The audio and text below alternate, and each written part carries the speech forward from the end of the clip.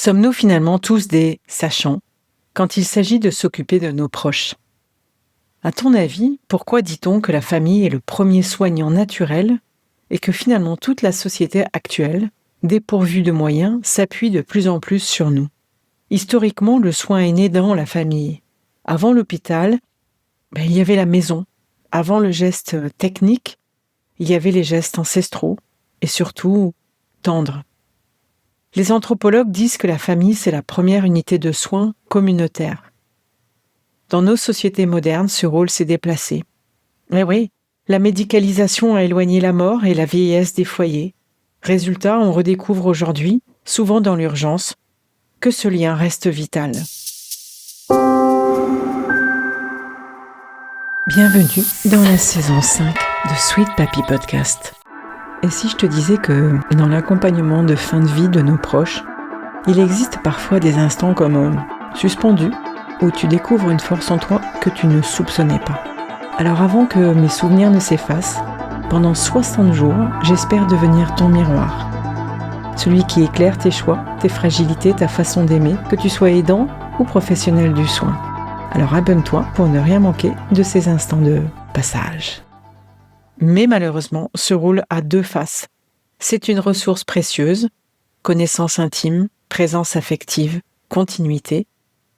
Mais c'est aussi un poids immense. Culpabilité, fatigue, conflit entre membres de la famille, et j'en ai déjà parlé dans plusieurs épisodes. D'où l'importance des aidants, des groupes de parole, de la reconnaissance institutionnelle et surtout de cette cohésion avec les professionnels du soin, les soignants, les accompagnants. Alors nous allons parler dans cet épisode des impacts sur notre rôle social et émotionnel. La famille en premier, elle connaît avant tout le monde les habitudes, les goûts alimentaires. Il ne supporte pas le lait, elle aime son café bien serré. Les rituels du quotidien, la couverture qu'on pose toujours sur ses genoux, la musique du soir. Ces détails, ce sont eux qui maintiennent le sentiment de continuité et de dignité. Et puis la famille, elle est dépositaire d'une histoire, de son histoire. Elle est la mémoire affective avec les souvenirs d'enfance, les blagues intimes, les photos, les récits. Ces évocations sont thérapeutiques. Elles ravivent la personne, même quand les mots s'étiolent. Et puis la famille, sauf exception, est toujours là, même quand le système de santé change. Les soignants se relaient, la famille reste. C'est elle qui porte le fil rouge qui garantit une certaine stabilité. Pour moi, ma famille, la famille, elle incarne un lien d'appartenance. Parce que même fragilisé, le malade, le patient, le résident reste père, mère, frère, sœur. Et ce statut relationnel est indélébile et lui donne un rôle unique, celui d'aimer au-delà de la maladie. Il y a toujours eu la famille. Ce cercle premier, cette zone de tendresse et de tension mêlée. Et c'est là que tout commence. Le soin, la présence, la responsabilité et ce qu'on a dit, la culpabilité, les désaccords, les colères, les non-dits dont j'ai déjà parlé. Dans le programme Sweetel, je t'accompagne et j'aime à rappeler en premier que notre rôle est invisible, mais essentiel comme premier soignant naturel. Dans cet épisode, je veux vraiment t'aider à comprendre pourquoi ce rôle familial est central et que tu dois passer le message à l'équipe, aux soignants, à ceux qui sont autour de ton proche. Mais aussi qu'il transforme profondément les équilibres sociaux, émotionnels et relationnels. Parce qu'accompagner un proche, c'est bien plus que veiller sur sa santé. C'est une expérience qui bouleverse la place de chacun dans la famille et parfois même dans la société. Je me souviens d'un matin chez Sweet Papy, nous étions tous là. Mes frères, Sweet Mamie et moi. Le kiné, l'infirmière, le médecin, l'assistante de vie, tous venaient de partir. C'était comme un balai de drones qui survolent les pièces. Sauf qu'après leur départ, il ne restait plus que nous. Et pendant que je préparais le petit déjeuner, je disais en souriant à tout le monde, « En fait, on est à l'hôpital, on fait comme l'hôpital à la maison. » Mais dans ces mots, il y avait aussi une fatigue immense.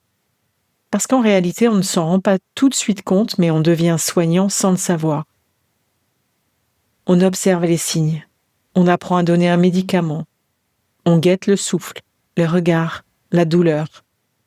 Et sans l'avoir choisi, on entre dans ce métier avec de l'amour. Celui d'être là, jour après jour, coûte que coûte.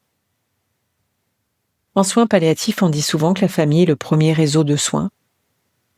Avant même l'arrivée des équipes, la famille soutient, veille, alerte, nourrit, console, rassure. Elle assure une continuité affective que la médecine seule ne peut pas offrir.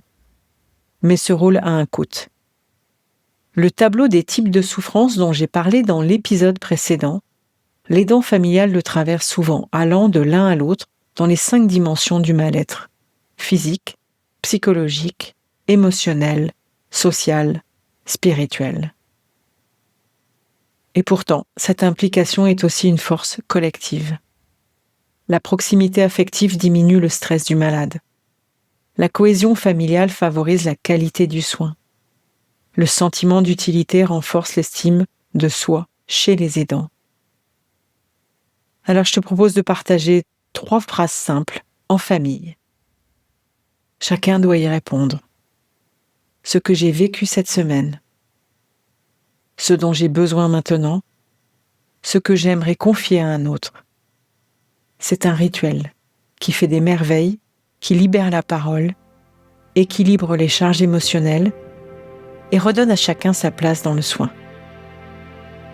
Voilà, c'était notre moment du jour. Le premier cercle soignant n'a donc pas de blouse blanche, pas de diplôme, pas d'uniforme.